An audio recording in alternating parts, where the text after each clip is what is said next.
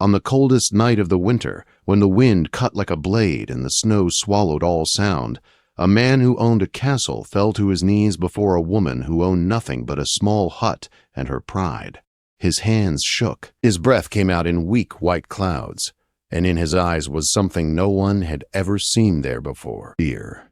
Honoria Ashworth had learned long ago how to survive without warmth. Not the warmth of fire alone, but the warmth of kindness, of belonging, of being seen. She lived at the edge of the Ashworth estate, in a forgotten gamekeeper's cottage, surrounded by hills and trees that did not judge her. Silence had become her companion, solitude her shield. She believed she would never again know the comfort of another human soul.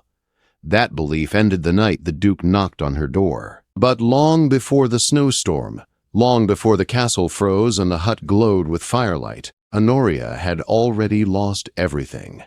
The scandal had begun quietly, as scandals always do, with whispers spoken behind gloved hands and eyes that slid away when she entered a room. Her husband, Phineas Ashworth, had been dead barely 2 weeks when the first rumor reached her ears. She was still dressed in mourning black, still carried his handkerchief as if it held the last trace of him, still woke each morning expecting to hear his soft cough from the next room. At the funeral reception, Lady Euphemia Blackwood had cornered her near the tea table. Her voice was sweet, but her words were sharp. She asked whether it was true that Honoria had helped her husband die, whether the poor Duke's fragile heart had been pushed just a little too far. Honoria remembered the teacup shaking in her hand, the heat rushing to her face, the cold spreading in her chest. She thought it must be a mistake, that grief had made people cruel. That truth would settle everything. But truth never arrived. Morning came, and with it more whispers. The whispers grew into accusations. The accusations hardened into belief. No court judged her. No law condemned her. But society did something far worse. It turned its back. Phineas had always been weak in body but strong in spirit. His lungs had never fully healed from a childhood illness. Honoria had married him, knowing their time would be short. She married him because he was kind, because he listened, because he treated her as a mind, not a decoration. Their life together had been quiet and happy. Books by the fire, slow walks in the garden, long talks that lasted deep into the night. When he died peacefully in his sleep, Honoria believed her grief was the end of her suffering. She was wrong. Phineas's mother, the Dowager Duchess Theodora Ashworth, had never hidden her dislike. From the beginning, she had called Honoria a fortune hunter, though there was no fortune to hunt.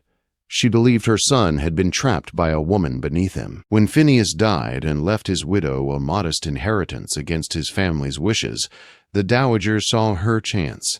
She planted the rumor carefully. She reminded people that Honoria had been alone with her husband, that she prepared his tea, that she found his body. The doctor said his heart had failed. The Dowager whispered that doctors could be persuaded. Within a month, Honoria's world collapsed. Invitations stopped. Friends vanished. Shopkeepers served her with stiff politeness. She was never arrested, never tried, never formally accused. But she was punished all the same. Then came the final blow. A solicitor arrived with papers that took her breath away. The Ashworth estate was entailed. Everything belonged to the next male heir. That heir was Phineas's older brother, Duke Benedict Ashworth. Honoria had met him only twice. Both times he had looked at her as if she were something unpleasant dragged in on a boot, cold, silent, unforgiving. She was given 1 week to leave the house she had shared with her husband. She could take her clothes, her personal belongings, and the small sum Phineas had protected for her. It was enough to survive, not enough to begin again. She had nowhere to go. Her parents were dead. Her childhood home was gone. Her sister loved her, but could not risk her own standing by sheltering a woman accused of murder. So Honoria chose the only place left to her, the gamekeeper's cottage. It sat at the far edge of the estate, hidden among hills and trees, a small stone building abandoned years ago. She remembered it from walks with Phineas on his stronger days. He had spoken of childhood adventures there, of a man who taught him birdsong and patience. She arrived on a gray November afternoon with 2 trunks and 1 carpet bag. The cottage was worn but solid, cold but standing. She cleaned. She scrubbed. She worked until her hands burned. She made the place livable. The villagers watched her quietly. They asked no questions. They offered help without judgment. The blacksmith fixed her latch. The baker saved her bread. The old apothecary brought remedies and stories. In that quiet corner of the world, Honoria built a life from nothing. She woke with the sun, lit her fire, made her tea. She read. She walked the hills. She learned the land. She learned herself. There were nights when loneliness pressed hard against her ribs, when she would have given anything to hear another voice. But there was peace, too, a strange freedom in answering to no one. Winter came hard. She prepared as best she could, but nothing prepared her for the storm.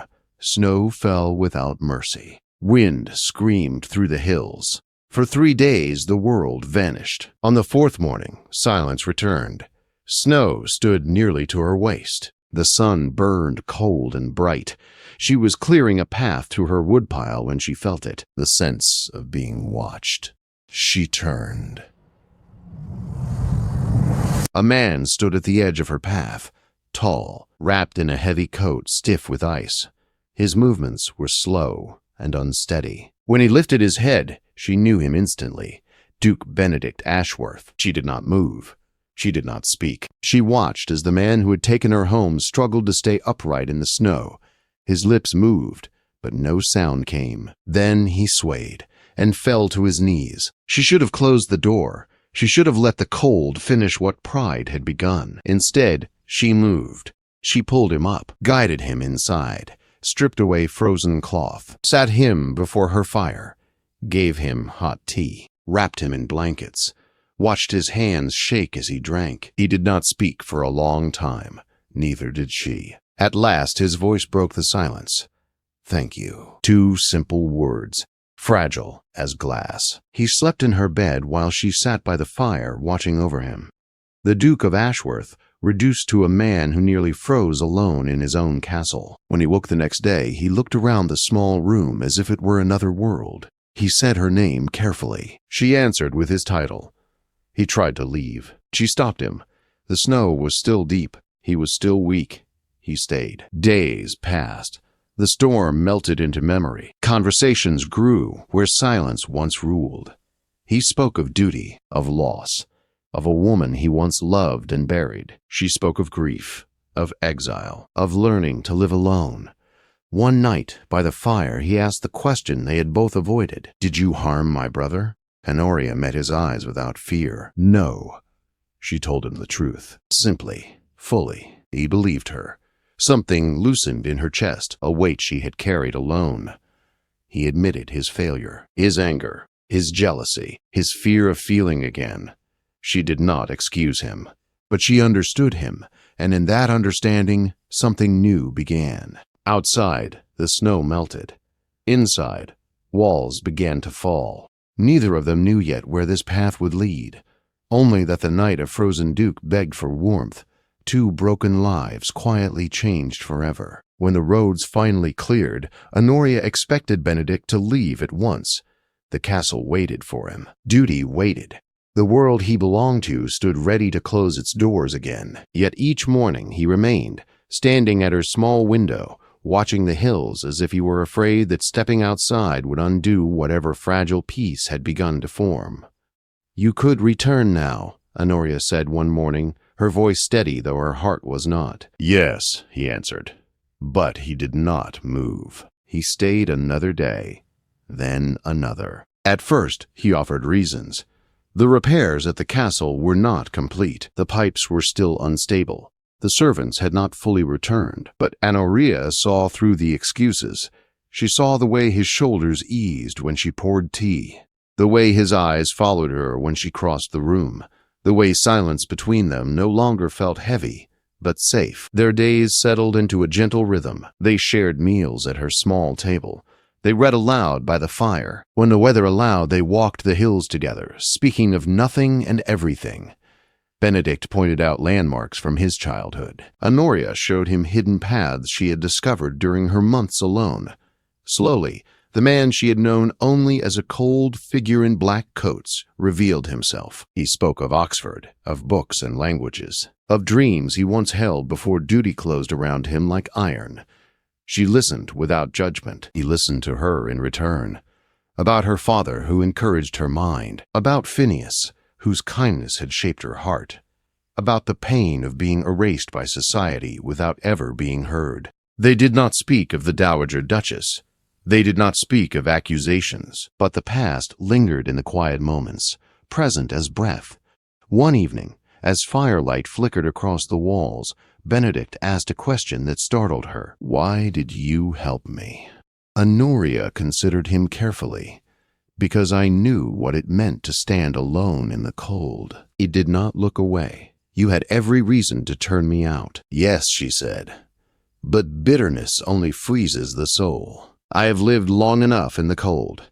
That night something shifted. Not love, not yet, but recognition. Two people who understood loss standing on the same ground. When Benedict finally returned to the castle, it was not a farewell. It was a beginning. He came back 2 days later. Then again, each visit longer than the last. He walked from the castle regardless of weather, refusing a carriage. He said the walk helped him think, and Aurea suspected it helped him feel. The villagers noticed. Whispers began again, but these were softer, curious rather than cruel. The Duke of Ashworth, walking alone through snow and mud to visit the outcast widow. Honoria did not ask him to stop. Benedict did not ask permission to continue. Their bond deepened in quiet ways. He brought books from the castle library. She shared her journal entries, pieces of herself she had never shown another. He listened with care she had not known since Phineas. She challenged his rigid beliefs. He questioned his own walls. One afternoon, by a frozen stream, Benedict stopped walking. He looked at the ice, then at her. "I have been living half a life," he said. "I thought numbness was safety." "It is only another kind of prison," she replied. He reached for her hand. His touch was hesitant, as if unsure he was allowed. Honoria did not pull away. The moment felt vast and terrifying and right. Spring crept in slowly. Snow retreated. Green pushed through brown earth. With the season came change Benedict could no longer ignore. He asked her to walk with him through the castle. Honoria hesitated at the gates. Memories pressed hard against her chest, but she went. Inside, the damage was clear. Walls stripped, floors torn up, rooms empty and echoing. Yet Benedict spoke not of loss, but of possibility. He asked her opinion. He listened, truly listened. "Would you consider staying here," he asked quietly, "as my guest?" Her breath caught. "People will talk. Let them," he said. "I am done living for their approval." She agreed on one condition. She would not return as a dependent shadow. She would return as herself. The castle did not warm overnight. Neither did society. The Dowager Duchess raged from afar. Letters arrived filled with poison. But Benedict stood firm. He defended Honoria publicly. He challenged the whispers. He placed his reputation between her and the world. Slowly, opinions shifted. Not all, not completely, but enough. Their friendship deepened into something neither could deny. Yet fear lingered. Honoria had loved once and lost. Benedict had buried hope years ago. The truth came out one summer evening in the gardens. "I was watching your cottage," Benedict admitted, "before the storm." Her heart stilled. "I told myself it was duty," he continued, "but it was guilt and something else." "You cared," she said softly. "Yes," he said, "before I allowed myself to know it." She forgave him then, not because he deserved it, but because she was tired of carrying pain that no longer served her. He loved her openly after that, without hesitation, without pride. When he spoke the words, they were not dramatic. They were steady, certain. "I love you," he said, not as an escape, not as a replacement, but as a choice. Honoria thought of Phineas, of the love they shared, of the man he would want her to be. "I love you too," she answered. The world did not stop, but something inside her did. The waiting, the guarding, the fear. They married quietly in autumn. Friends from the village stood beside them. The castle doors opened, not to grandeur, but to warmth. The outcast had become Duchess. The frozen Duke had learned to feel. And though storms still came, they no longer faced them alone. The cold had lost its power, and love, born in silence and snow, finally had room to grow. The first year of marriage felt like walking on newly thawed ground, beautiful, uncertain, and fragile beneath each step. Honoria woke each morning in a room larger than her cottage had ever been, sunlight spilling across tall windows, and sometimes she had to remind herself that this life was real, that she had not been cast out again, that the warmth surrounding her was not something borrowed, but something built. Benedict changed in ways that surprised even himself. The man who once hid behind duty now moved through his days with purpose. He walked the estate daily, speaking to tenants by name, listening instead of commanding. He oversaw repairs not only to walls and roofs, but to lives long neglected. He improved housing. He modernized farming.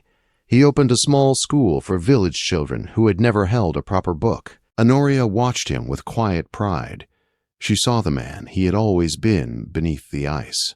She found her own place slowly, not as a decorative duchess, but as a working one. She reorganized the household, not for show, but for fairness. She improved meals for servants. She turned an unused wing of the castle into a refuge for women with nowhere else to go.